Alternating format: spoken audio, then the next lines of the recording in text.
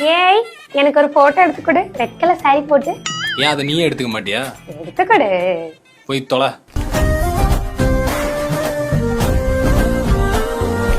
வாமா, உனக்கு என்ன வேணும்? கடலோரத்துல கொண்டையில பூ இருக்க மாதிரி எடிட் பண்ணி கொடுத்தா நல்லா இருக்கும். கன்றாவிடா.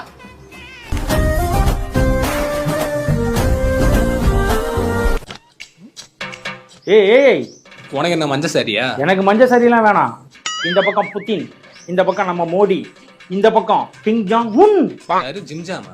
கிங் ஜாங் உன்னியா அந்த போட்டோ வேணும். ஓசிலே உலக தலைவர்களோட சுத்தி பாக்குறியா நீ?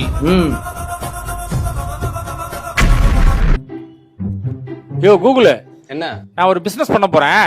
எனக்கு அதுக்கு சில மாடல் போட்டோ எல்லாம் கொடுப்பியா? என்ன பிசினஸ்? பான்பராக் விற்க போறேன். அதுக்கா?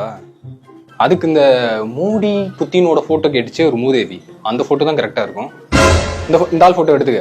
ஏய் அடுத்த போட்டோலாம் தர கேஸ் எதுவும் ஆயிடாத. அது எதுக்கு ஆக போகுது? நாங்க தான் மென்ஷன் பண்ணிருக்கோம்ல, உங்க போட்டோவை எதுக்கு வேணாலும் யூஸ் பண்ணிக்குவோம், நீங்க கேள்வி கேட்க முடியாது, லீகலா ஆக்ஷன் எடுக்க முடியாதுன்ட்டு. அதுக்கெல்லாம் ஓகே சொல்லி தானே அக்செப்ட் பண்ணானுங்க. இதெல்லாம் புத்தின் கூட போட்டோ எடுக்கும்போது யோசிச்சிருக்கணும்.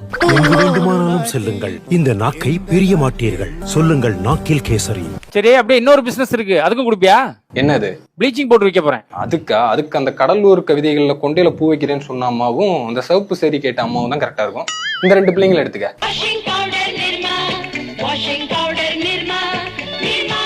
இது மாதிரி உங்களோட புகைப்படமும் ஏஐ மூலமா தவறுதலாக யூஸ் பண்ணப்படலாம். அதனால எப்பவுமே டேர்ம்ஸ் அண்ட் கண்டிஷனை படிச்சு பார்த்துட்டு இந்த மாதிரி ட்ரெண்டுக்குள்ள போறது ரொம்ப ரொம்ப